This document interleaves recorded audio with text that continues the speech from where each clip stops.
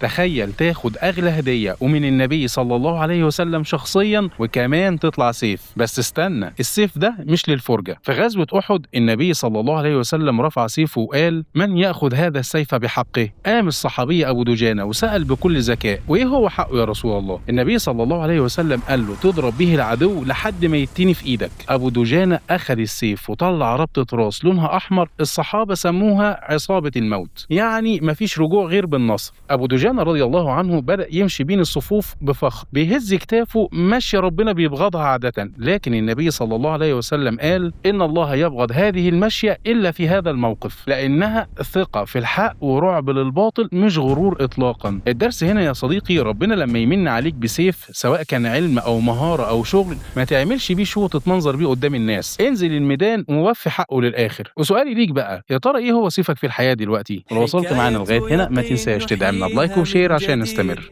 نور الصحابة عهد لا يحيد.